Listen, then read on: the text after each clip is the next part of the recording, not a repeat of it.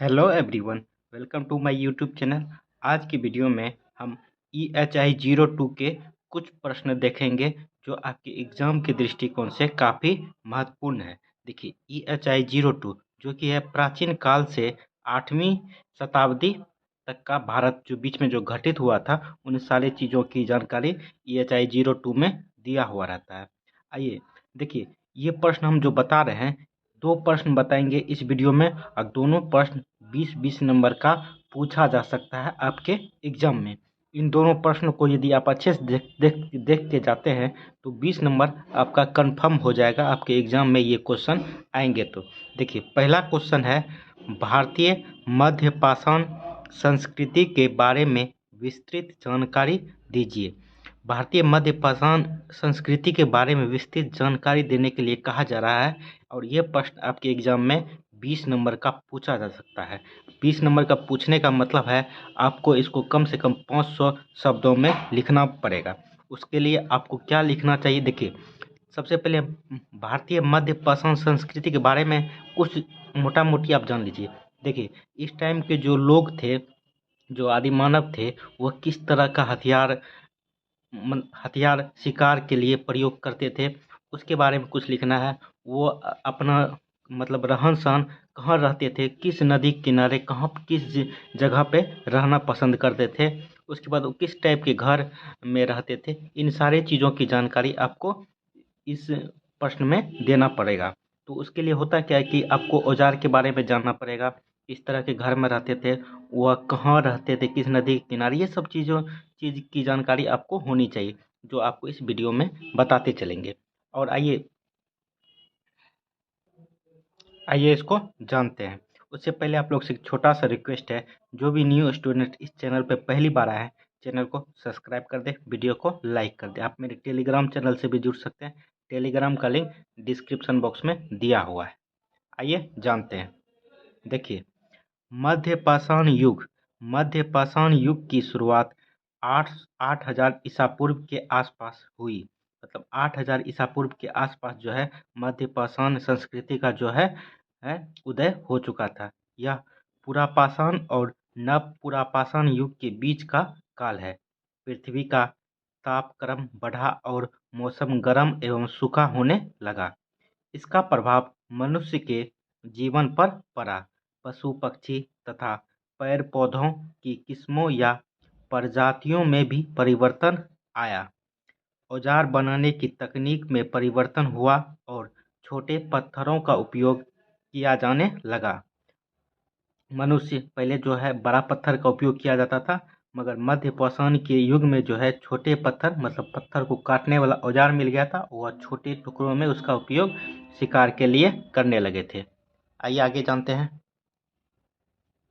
देखिए आगे, मनुष्य मूलतः शिकारी संग्रहकर्ता ही रहा। मतलब इस टाइम के जो मध्य पाषाण के बीच में जो है मनुष्य जो शिकारी करके ही अपना भरण पोषण करते थे। पर शिकार करने की तकनीक में परिवर्तन आ गया। अब वह न केवल बड़े बल्कि छोटे जानवरों का भी शिकार करने लगे। मछलियां पकड़ने लगा और पक्षियों का भी शिकार करने लगा। यह भौतिकी और पारिस्थितिकी परिवर्तन पत्थर पर हुई चित्रकारी से भी प्रतिबिंबित होता है। मतलब ये सारी जानकारी जो है पत्थर पे जो चित्रकारी है उससे दिखाई देता है। आइए आगे देखते हैं। देखिए, मध्य मध्य पाषाण युग के औजार इस युग के औजार छोटे पत्थरों द्वारा निर्मित हुए। इनकी लंबाई से 8 सेंटीमीटर तक है। ब्लेड, जो इस टाइप के जो औजार होते थे वो औजार देखिए, ब्लेड, क्रोड, नुकीले, त्रिकोण, नवचंद्राकार इस युग के एक मुख्य ज्यामितीय औजार हैं। इनके अलावा पुरापाषाण काल के कुछ औजार जैसे तक्षना, खुरचनी और गांडसा भी इस युग में मिलते हैं। इस युग के औजारों का विवरण निम्नलिखित है। मध्य पाषाण के जो कुछ औजार थे उसका हम विश्लेषण करते हैं। सबसे पहले है ब्लेड। ब्लेड किस टाइप का आकार के होते थे वो देखिए। यह एक प्रकार का विशेषकृत पत्थर होता है। इसकी लंबाई इसकी चौड़ाई से दोगुनी होती है। लंबाई जो है चौड़ाई से दुगनी होती थी।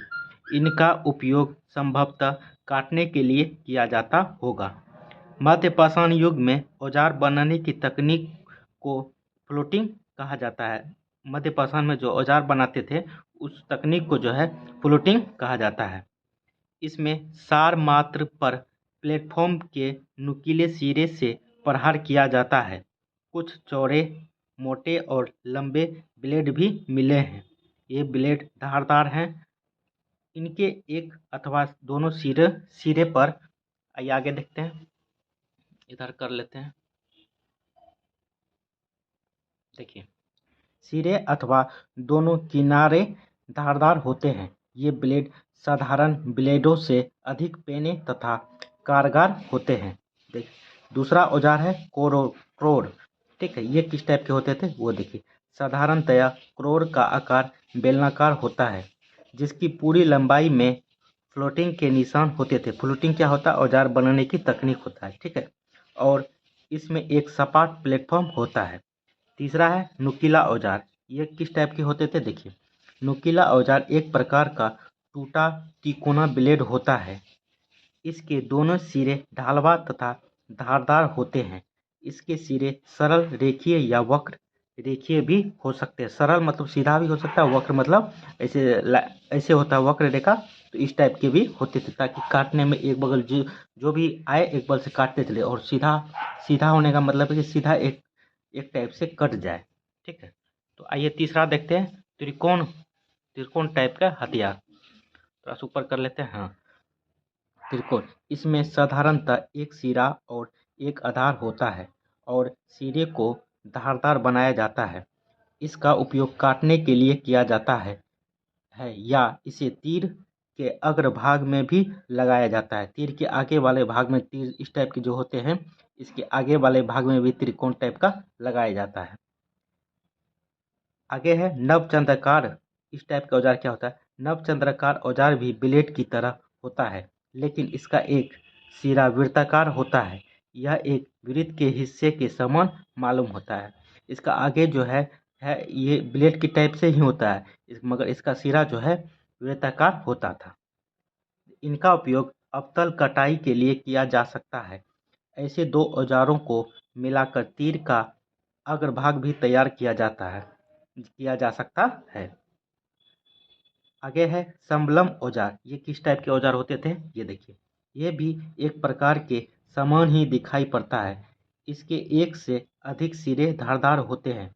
किसी किसी संबलम औजार के 3 सिरे धारदार होते हैं। इनका उपयोग तीर के अग्रभाग के रूप में होता होगा। ठीक है, त्रिकोण और उसके बाद संबलम औजार जो है तीर के आगे वाला भाग में लगाया जाता होगा। उस टाइम के इस टाइप का मतलब चित्र से प्रदर्शित होता है। देखिए, मध्य पाषाण युग की बस्तियां किस टाइप की होती थी? जो वो रहते थे उस टाइप का बस्तियां किस टाइप की होती थी वो देखिए। मध्य पाषाण युग में मनुष्य की जीवन शैली काफ़ी विकसित हो चुकी थी। नव पाषाण से जो है मध्य पाषाण में जब आया लोग, तो उनकी बस्तियां रहने का घर वह बनाने लगे। तो धीरे धीरे वो अपना बस्ती को भी विकसित करने लगे। देखिए, अब ज़्यादातर लोग समूहों और बस्तियों में रहने लगे थे। इस काल में पाई जाने वाली बस्तियों के साक्ष्य निम्नलिखित है। किस टाइप के साक्ष्य मिले हैं बस्तियों का अभी के प्रमाण में? देखिए, पचपत नदी घाटी और सोजत, जो कि राजस्थान में है, इलाके में सूक्ष्म औजार काफ़ी मात्रा में मिले हैं। यहाँ मध्य पाषाण काल की एक महत्वपूर्ण बस्ती तिलवारा है। तिलवारा में 2 सांस्कृतिक चरण पाए गए हैं। पहला चरण मध्य पाषाण युग का प्रतिनिधित्व, आइए आगे देखते हैं।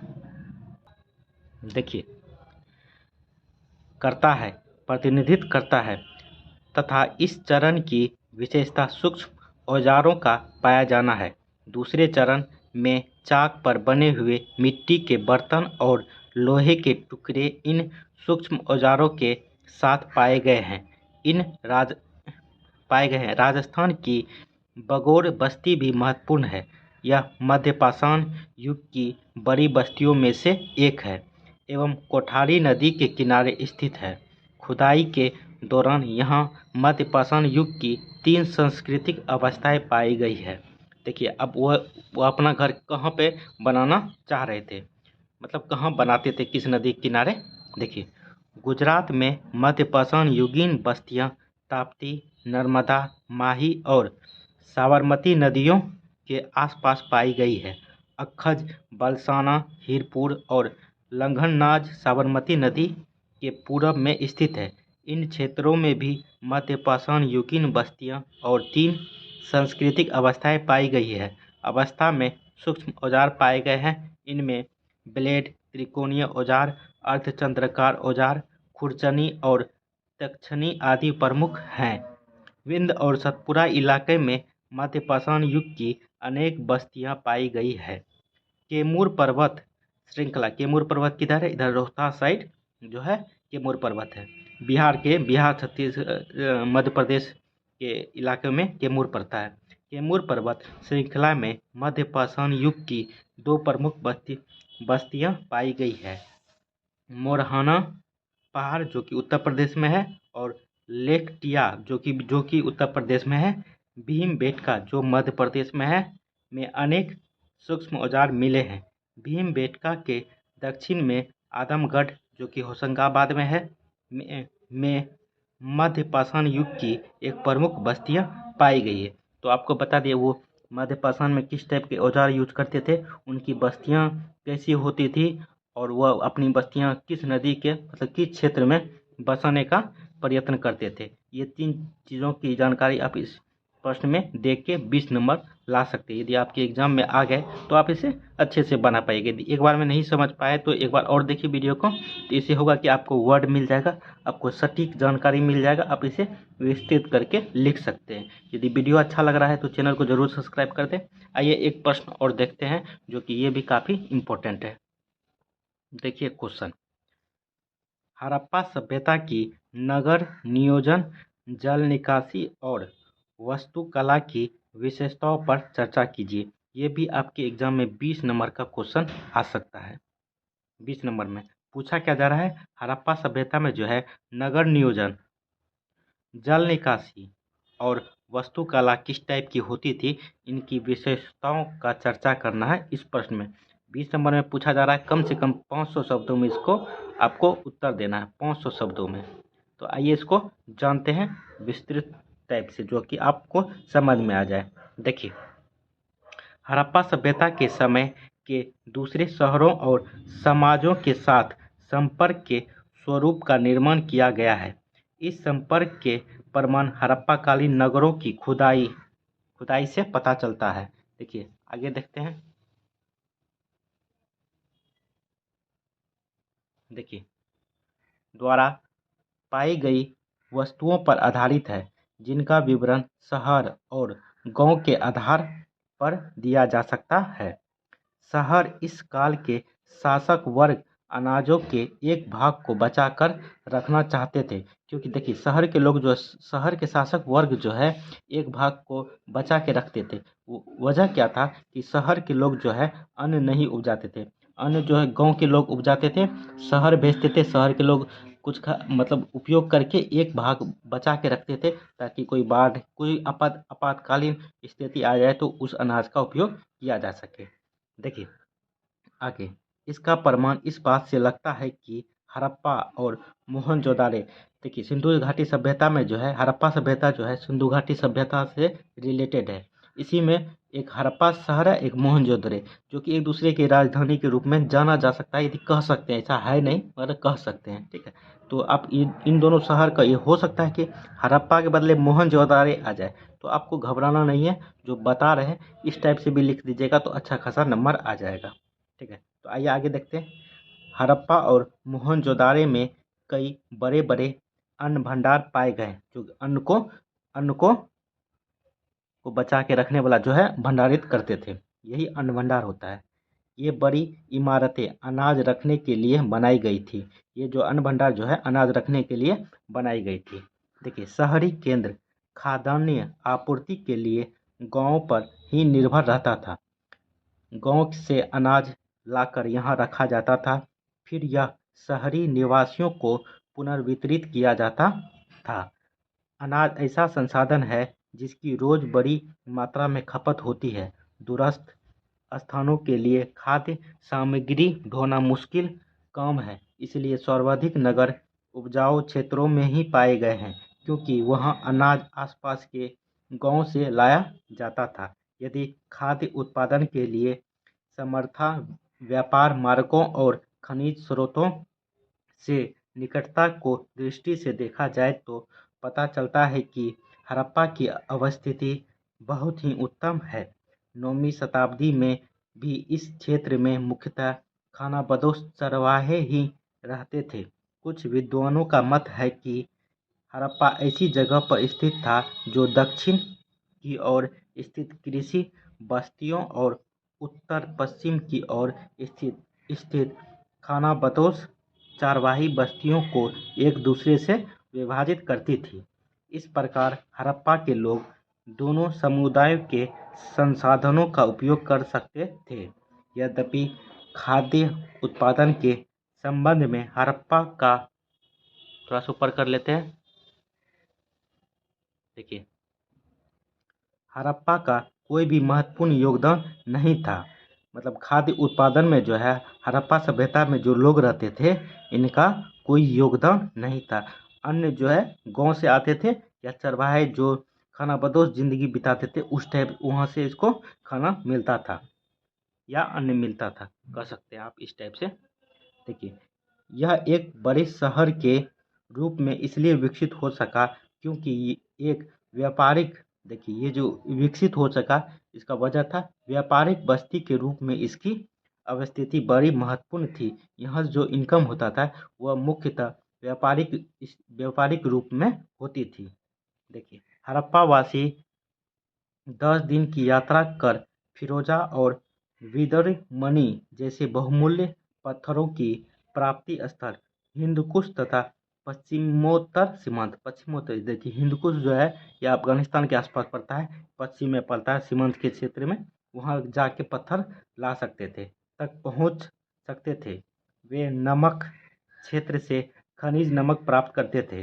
वे राजस्थान के खेतरी से तांबा और टीन प्राप्त करते थे तथा दोनों को मिलाकर कांसा बनाते थे। तांबा और टीन को मिला के कांसा बनाया जाता है।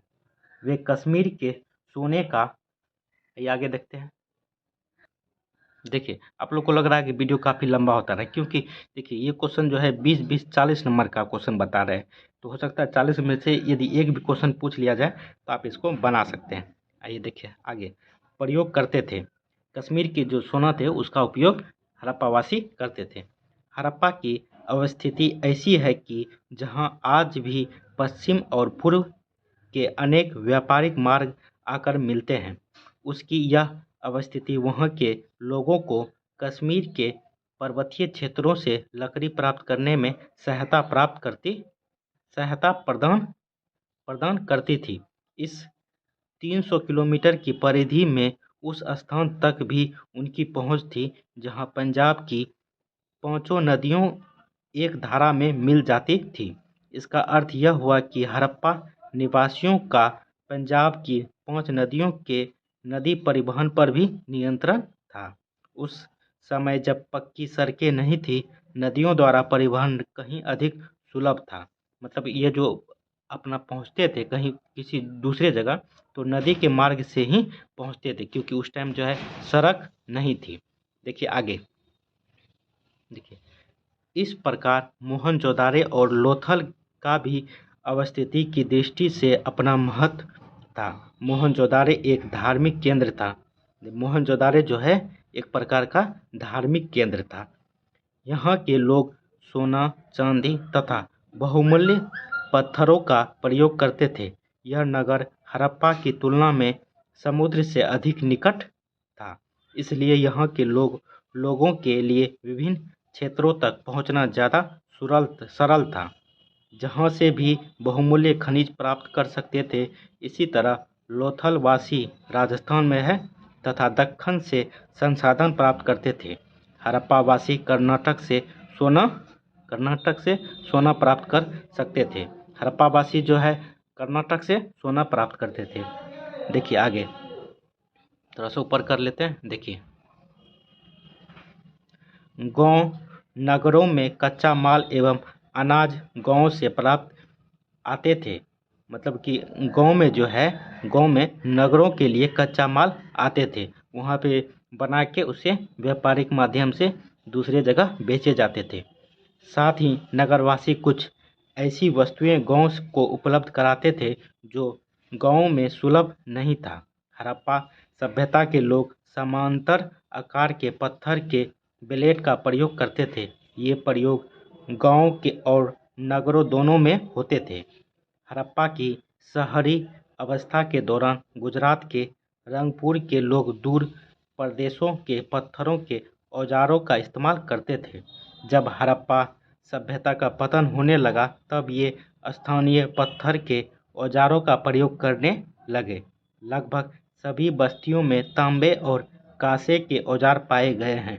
सभी बस्तियों से प्राप्त इन औजारों में समानता थी। इससे यह पता चलता है कि वहाँ उत्पादन और वितरण अवश्य ही केंद्रीकृत संस्थाओं द्वारा किया जाता होगा। इन संस्थाओं में नगरों में रहने वाले प्रशासक या व्यापारी शामिल थे। इनके अलावा आइए आगे देखते हैं।